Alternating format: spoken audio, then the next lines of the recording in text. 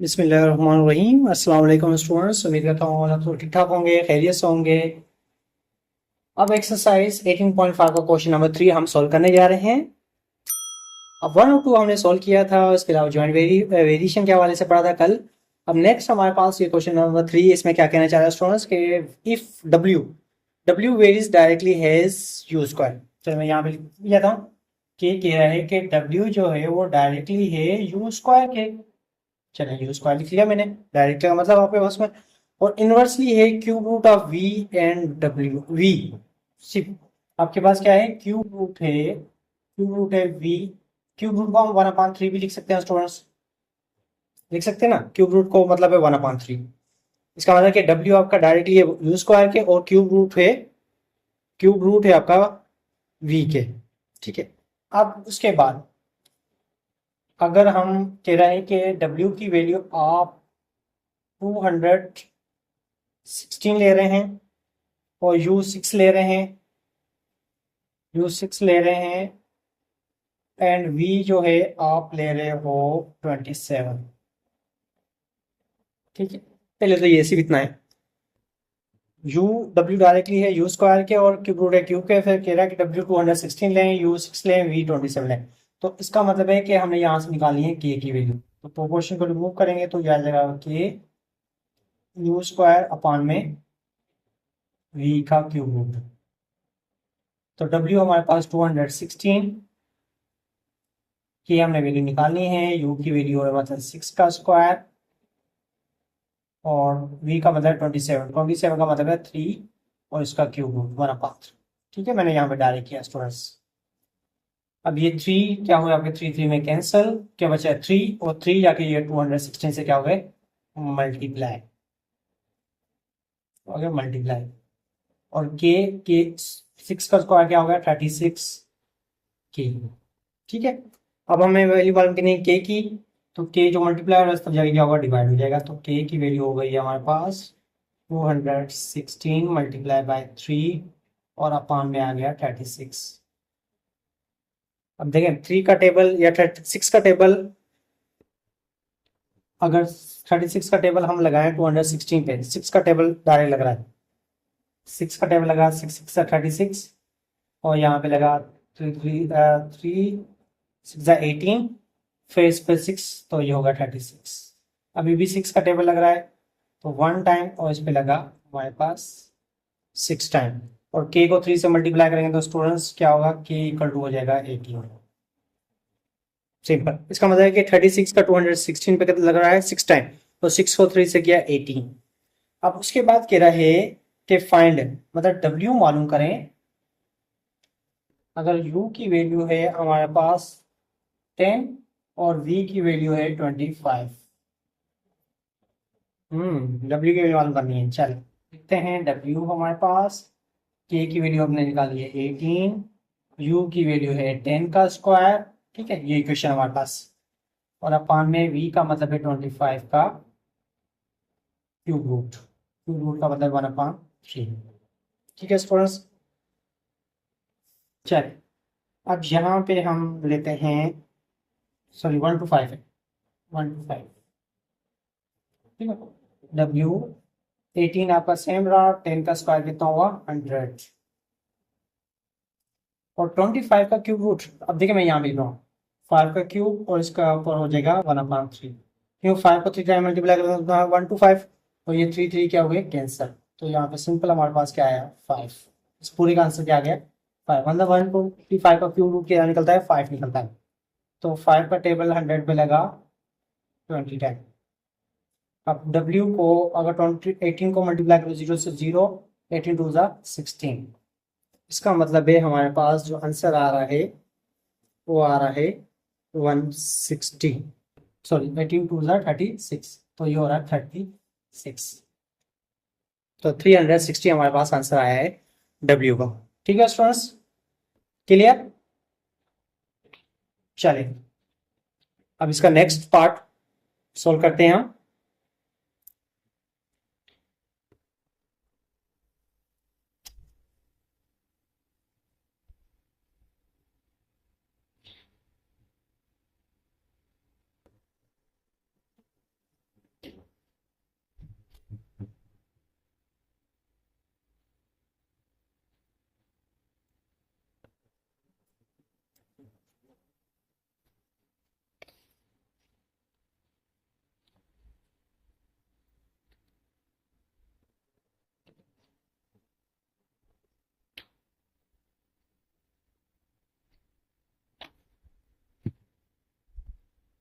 चलें students, question number 4 में कह रहा है कि इफ टाइम पीरियड, ठीक है, if time period T of simple petrol is directly proportional square root of its length. इसका मतलब है कि टी को कह रहा है कि डायरेक्टली प्रोपोर्शन है आपका किसके, डायरेक्टली प्रोपोर्शन है हमारे पास square root of length, square root of length L,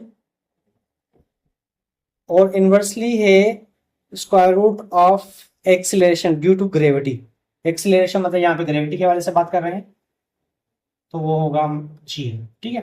अब एक्सीलरेशन हमारे पास ग्रेविटी के हिसाब से होती है, जब हमारे पास क्या होती है, अप टू डाउन जो होती है हमारे पास, वो एक्सीलरेशन ग्रेविटी होती है। जब हमारे पास हॉरिजॉन्टल होती है, जो होती है ए से रिप्रेजेंट करते हैं, ठीक है स्टूडेंट्स। तो यहाँ पे अब हमने मालूम करना है, कह रहा है कि अब की वैल्यू अगर हम टी की 2 सेकंड लें, टी 2 सेकंड है, मतलब टाइम आपका 2 सेकंड लग रहा है, और लेंथ है आपकी 100 सेंटीमीटर, ठीक है, 100 सेंटीमीटर, और जो आपके पास जी है वो है 9.8 मीटर पर सेकेंड, ठीक है। अब देखें, एक चीज़ हमेशा आप लोगों को याद रखना, फिजिक्स में भी पढ़ी होंगी आप लोगों ने ये चीज़ें, कि जब भी अगर हम वेरिफिकेशन करने हैं, जब भी हम प्रॉब्लम सॉल्व कर रहे होते हैं, तो सबकी यूनिट एक ही रखते हैं। मतलब किसी में सेंटीमीटर, किसी में मीटर, किसी में किलोमीटर, ऐसे नहीं। अगर आपका एक मीटर है तो दूसरा भी मीटर में होना चाहिए। अगर आपका एक सेंटीमीटर है दूसरा भी आपको सेंटीमीटर में लेना चाहिए। ऐसे नहीं है कि एक आप उसमें ले रहे हो, अगर एक सेकंड में है दूसरा अगर दिया हुआ आवर्स में, ऐसा नहीं है। आपको सबको यूनिट क्या करने पड़ेंगे, सेम रखने पड़ेंगे। जैसे सेकंड है, यहाँ पे सेकंड है, यहाँ पे सेंटीमीटर, यहाँ पे मीटर है, तो इसका मतलब है हमें पहले सेंटीमीटर को मीटर में लेना है। तो 100 सेंटीमीटर में हमें पता है 100 सेंटीमीटर इक्वल होते हैं, चलो मैं यहाँ पे लिख देता हूँ कि 100 सेंटीमीटर जो है वो इक्वल है आपका 1 मीटर के, ठीक है। तो एल यहाँ पे मैं ले लूंगा कि एल जो है हमारे पास क्या हुआ, 1 मीटर, मीटर पर सेकंड, ठीक है स्टूडेंट्स, क्लियर। चले अब हम यहाँ से प्रोपोर्शनली को रिमूव करते हैं, तो हमारे पास आ गया के, और रेडिकल में एल, और अपान में जी। टी हमारे पास क्या है, 2 है, के हमने निकालना है, लेंथ का मतलब है एल, रेडिकल 1, और अपान में जी मतलब 9.8। अब 1 का स्क्वायर रूट क्या होता है, 1, और 1 को कैसे करेंगे, के 9.8 मल्टीप्लाई और इससे जाके क्या होगा, डिवाइड होगा, मल्टीप्लाई हो जाएगा। तो ये 9 टू जा, के की वैल्यू हो गई 9 टू जा 16 पॉइंट, और 9 टू 9 जा 18, 18 और 1 कितना करना है, तो इसका 9.8 को अगर हम 2 से मल्टीप्लाई करेंगे तो कितना आएगा, 19.6, ठीक है। अब हम यहाँ पे कह रहा है कि बताएं आगे कि अगर एल की वैल्यू हम देते हैं 200 मीटर, और जी की वैल्यू लें हम 7.6, और टाइम पीरियड हमें इसमें क्या करना है, निकालना है। जी की वैल्यू 9.6 है और एल है 200 मीटर। चले अब इसी में जो हमारे पास इक्वेशन है टी, अब के की वैल्यू हमने निकाल ली है स्टूडेंट 19.6, और यहाँ पे एल का मतलब है 200 मीटर, और जी का मतलब है 7.6। चलें स्टूडेंट्स, अगर इसको आप 19.6 को आप 200 से क्या करेंगे, डिवाइड, और 7.6 से, मतलब इसको मल्टीप्लाई करोगे और इससे जब आप आंसर निकालोगे तो आपका आंसर निकलेगा। क्या मैं इसको सॉल्व करके दिखाऊँ आप लोगों को, चलें ठीक है। इसको मैं अगर मैं सॉल्व करना चाहूँ स्टूडेंट्स, अब देखें यहाँ पे अगर पॉइंट है तो यहाँ पे पॉइंट है, तो आप पॉइंट को क्या करते हो, रिमूव कर सकते हो। तो ये होगा 196, ये हो गया 200, ठीक है, ये हो गया आपका 76।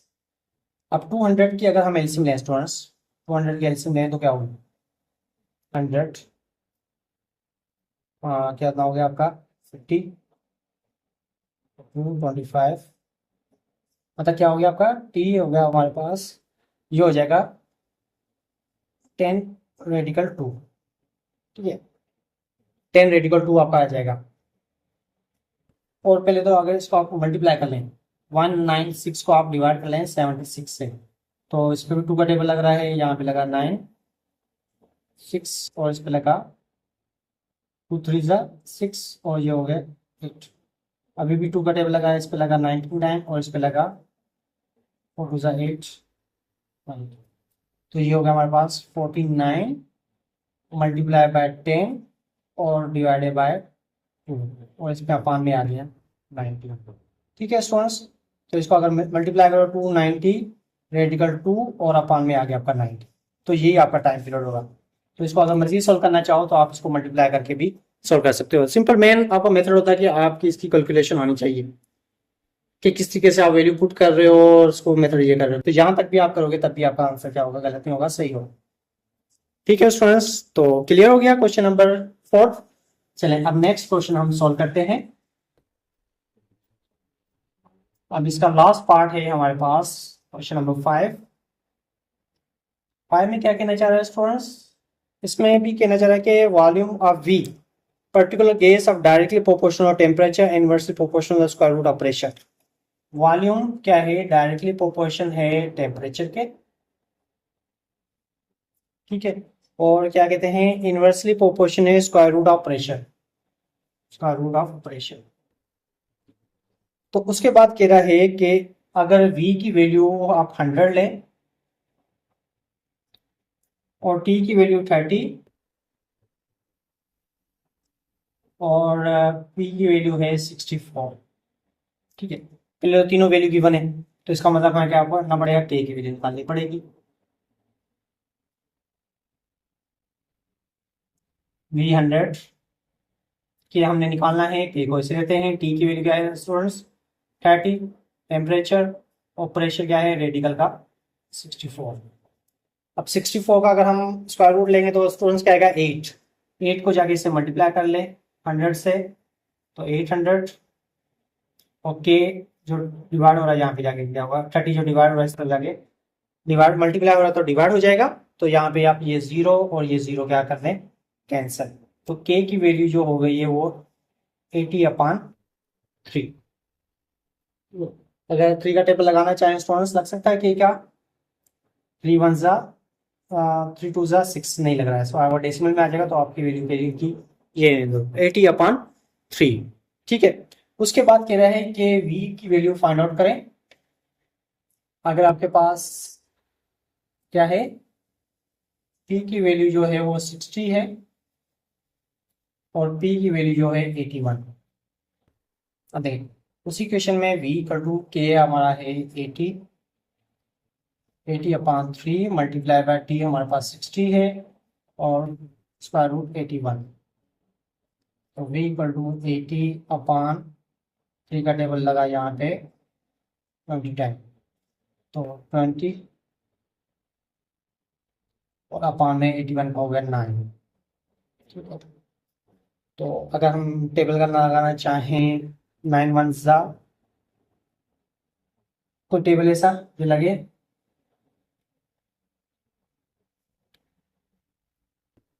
स्टूडेंट्स, कोई टेबल ऐसा लग रहा है, नहीं लग रहा, 3 का टेबल 20 पे लगा 2 टाइम, ठीक है, तो इसका आंसर हो गया 2 0 0 0 2 0 आ गया और 2 16 और अपान में आ गया हमारे पास 9। अगर हम यहाँ पे 3 का टेबल लगाना चाहें या 9 का टेबल लगाना चाहें तो हमारे पास यहाँ पे टेबल नहीं लगा पाएंगे। ठीक है, देखिए 16 को अगर हम 9 से डिवाइड करना चाह रहे हैं स्टूडेंट्स, तो 9 1 जा 9, कितने बचे यहाँ 7 0, तो यहाँ पे हो गया हमारे पास 9 7 जा 9 7 जा 9 8 जा 9 8 9 9 7 जा 63। ठीक है, तो इसी तरीके से हमारे पास क्या आएगा 0 पर 9 7 इस तरीके से मतलब चलता जाएगा, तो v की वैल्यू जो हमारी आ रही है 177.7 इस तरीके से क्या है चलती जाएगी। ठीक है स्टूडेंट्स, क्लियर, उम्मीद करता हूँ कि आप लोगों को क्वेश्चन समझ में आ रहे होंगे। अगर फिर भी कोई भी कंफ्यूजन हो जाए या आप लोगों को मुश्किल हो रही है समझने में तो आप मुझसे पूछ सकते हो, उसको एक दफ़ा समझ में नहीं आया तो उसको दोबारा से रिपीट कर सकते हो। ये सब में एक ही मेथड है, वही मेथड है, प्रोपोर्शन को रिमूव कर रहे हैं, कांस्टेंट दे रहे हैं, हम पहले वैल्यू निकाल रहे हैं, के की वैल्यू निकाल रहे हैं, फिर दोबारा से उसी क्वेश्चन में हम क्या कर रहे हैं वैल्यू पुट करके के की वैल्यू पुट करके हमें क्या करनी है अननोन को मालूम कर रहे होते हैं। ठीक है स्टूडेंट्स, तो क्लियर हो गया। चलें इसके साथ ही साथ हमारे पास एक्सरसाइज 18.5 भी कंप्लीट हो गई। अब मिलते हैं हम इंशाल्लाह नेक्स्ट लेक्चर में, तब तक अपना ख्याल रखिएगा। ओके स्टूडेंट्स, अल्लाह हाफिज।